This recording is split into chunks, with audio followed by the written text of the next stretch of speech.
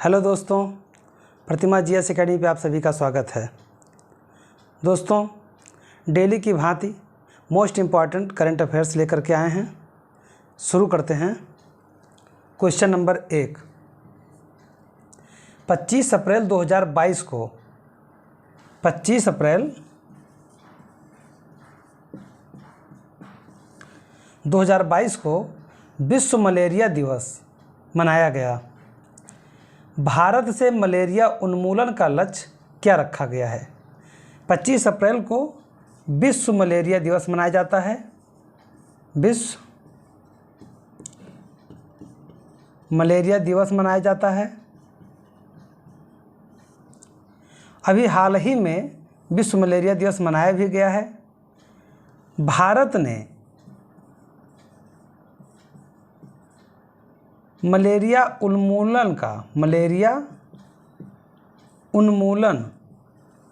उन्मूलन मतलब होता है समाप्त करना का लक्ष्य क्या रखा है? तो ये 2030 है। 2030 भारत ने रखा है मलेरिया उन्मूलन का लक्ष्य। इसके थीम है मलेरिया रोग के बोझ को कम करना। मलेरिया रोग के बोझ को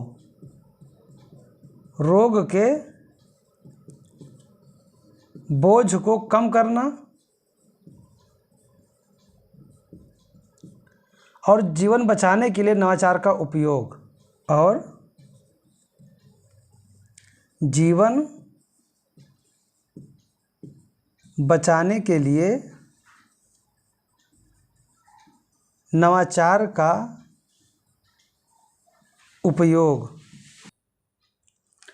नवाचार का उपयोग। तो ये इसकी थीम रही है। यानी 25 अप्रैल 2022 को विश्व मलेरिया दिवस मनाया गया। भारत ने मलेरिया उन्मूलन का जो लक्ष्य रखा है 2030 रखा है, और जो मलेरिया दिवस मनाया गया उसके थीम था मलेरिया रोग के बोझ को कम करना। मलेरिया रोग के बोझ को कम करना और जीवन बचाने के लिए नवाचार का उपयोग। अगला प्रश्न है, डाउन इन नंबर्स 2022 किससे संबंधित है? डाउन इन नंबर 2022 किससे संबंधित है? तो साथियों, ये मरुस्थलीकरण के मुकाबला से संबंधित है। मरुस्थलीकरण के मुकाबला से संबंधित है। अगला प्रश्न है, भूमि जीवन विरासत अभाव से समृद्धि की ओर। भूमि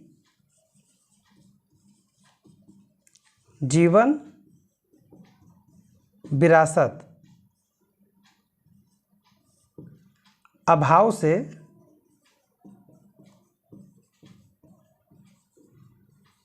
समृद्धि की ओर। ये जो थीम है ये किससे संबंधित है? तो साथियों, ये भी मरुस्थलीकरण COP15 से है। अब मैंने अभी इसको केवल आंसर बता दिया, एक्सप्लेन नहीं किया था, क्योंकि ये दोनों क्वेश्चन एक ही साथ जुड़े हुए हैं। अभी COP15 का जो मरुस्थलीकरण से संबंधित है, डेजर्टिफिकेशन से, इसका आयोजन पश्चिमी अफ्रीका में किया गया था। पश्चिमी अफ्रीका में किया गया था।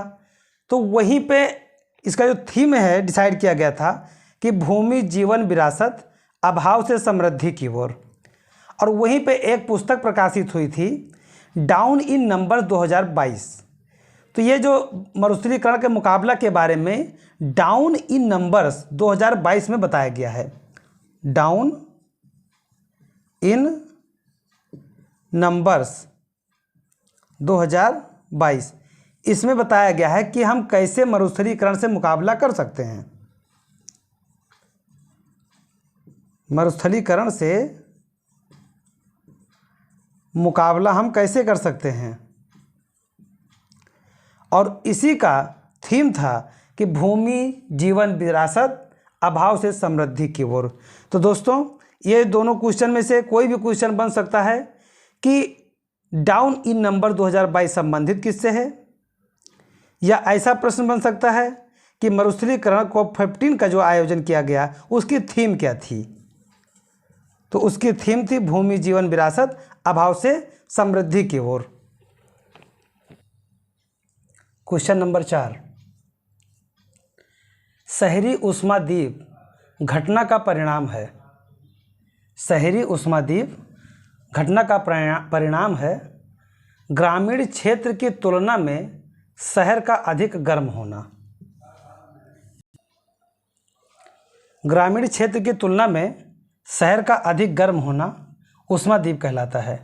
जो शहरी ऊष्माद्वीप होता है, ये जब लू चलता है तो लू के प्रभाव में पहले केवल ग्राम आते थे, लेकिन जैसे जैसे पेड़ कटते गए और शहरीकरण का विस्तार होता गया, शहरीकरण का विस्तार होता गया, तो इसका प्रभाव शहर पे भी दिखने लगा और शहर पे ज़्यादा दिखने लगा गांव की अपेक्षा।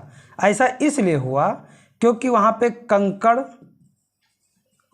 कंकड़ पत्थर ज़्यादा थे, तो उनका गर्म होना लाजमी था। इसीलिए शहरी ऊष्माद्वीप की घटना के नाम से इसे जाना जाता है और ग्रामीण क्षेत्र की तुलना में शहर का अधिक गर्म होना इसका परिणाम माना जाता है। अगला क्वेश्चन है, सेंदाई फ्रेमवर्क संबंधित है। सेंदाई फ्रेमवर्क किससे संबंधित है? तो सेंदाई फ्रेमवर्क आपदा जोखिम से संबंधित है। जब भी आपदा प्रबंधन को लेकर के अभी जल्दी में कार्य प्रबंधन किया गया, तो अलग अलग देशों में अलग अलग घोषणा पत्र जारी किए गए, लेकिन सेंदाई घोषणा पत्र आपदा जोखिम से संबंधित है और आपदा से निपटने के लिए इसका जो कार्य पद्धति बनाया गया उसे ही सेंदाई फ्रेमवर्क के रूप में जाना गया। क्वेश्चन नंबर 6 है, भारत की कुल प्रजनन दर 2.2 से घटकर कितना हो गया है?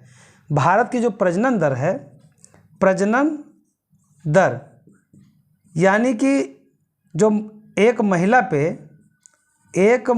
पे कितने बच्चे जन्मे हैं, कितने बच्चे जन्मते हैं, ये माना जाता है। तो दोस्तों ये हो गया है 2.0। एक महिला पे 2.1 करने की बात कही गई थी, जिससे कि जनसंख्या स्थिरीकरण की बात हो सकती थी। और जनसंख्या स्थिरीकरण को लेकर के कि जनसंख्या ना बढ़े ना घटे, अगर ऐसा लेकर के चलना है तो 2.1 से जो है जन्म दर होना चाहिए था, लेकिन भारत में यह घट करके 2.0 हो गया है, जो कि नीचे हो गया है। फिर भी कई ऐसे प्रांत हैं भारत के जो अभी भी 2.1 से काफ़ी आगे हैं। उत्तर प्रदेश भी 2.35 के साथ आगे चल रहा है। क्वेश्चन नंबर 7, हाल ही में भारतीय पुरातत्व सर्वेक्षण द्वारा खुदाई की गई असुरगढ़ किलाबंद बस्ती को राज्य का सबसे पुराना बस्ती माना गया, या किस राज्य में है?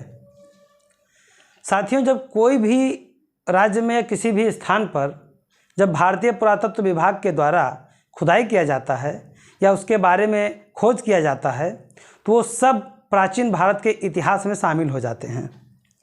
इसी तरह के वही हाल ही में उड़ीसा में एक खुदाई किया गया है, तो असुरगढ़ के पास में एक किलेबंद बस्ती पाई गई है, तो वह उड़ीसा का सबसे पुराना बस्ती माना गया है। तो प्रश्न है कि पुरातत्व सर्वेक्षण द्वारा खुदाई की गई असुरगढ़ किलाबंद बस्ती कहाँ पे है? तो यह है उड़ीसा में। तो प्रश्न आ सकता है कि उड़ीसा में हाल में ही एक किलाबंद बस्ती की खोज किया गया है, उसका क्या नाम है? तो उसका नाम है असुरगढ़ किला। असुरगढ़ उसका नाम है, याद रखिएगा। प्रश्न है 8, फ्रांस की प्रमुख रक्षा विनिर्माण कंपनी नेवल ग्रुप ने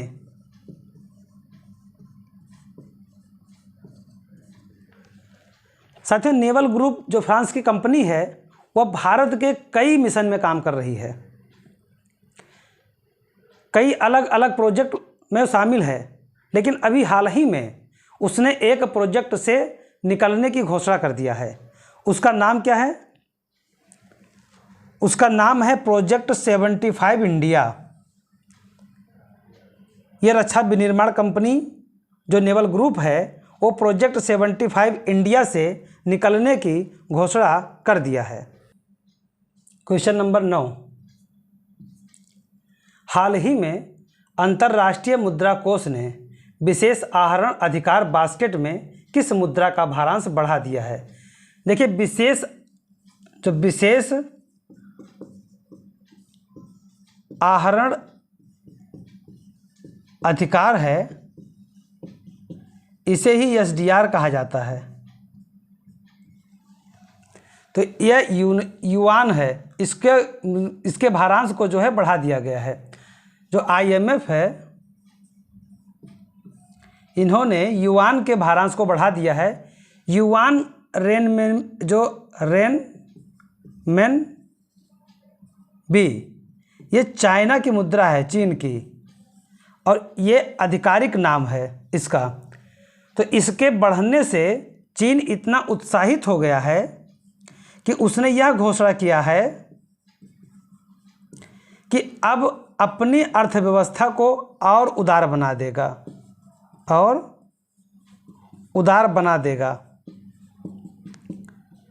और येन है ये जापान का है, जो यूरो है यूरोप का है, और पाउंड स्टर्लिंग भी ब्रिटेन का है। क्वेश्चन नंबर 10, हाल ही में किस देश के राष्ट्रपति ने पाम तेल निर्यात पर प्रतिबंध लगा दिया है? देखिए, पाम तेल जो है इसके दो आधार हैं। एक तो पेट्रोलियम में काम आता है और दूसरा खाद्य तेल में काम आता है प्रसंस्कृत होकर के। तो इंडोनेशिया के राष्ट्रपति ने निर्यात करने से प्रतिबंध लगा दिया है। इंडोनेशिया के पाम तेल भारत में ज़्यादा आते थे, भारत आयात करता था, लेकिन जब से निर्यात पे प्रतिबंध लग गया है तो भारत को भी ये नुकसान झेलने को पड़ा है। तो साथियों, ये हमारे रहे मोस्ट इम्पॉर्टेंट प्रश्न। मैं इस क्लास को अपने यहीं पे समाप्त करता हूं और आप लोगों से निवेदन करता हूं कि ज़्यादा से ज़्यादा लोगों तक पहुंचाइए, जिससे हमारे लाइक बढ़ें, हमारे शेयर बढ़ें, कमेंट बढ़ें और हमें एक प्रोत्साहन प्राप्त हो। धन्यवाद। जय हिंद, जय भारत।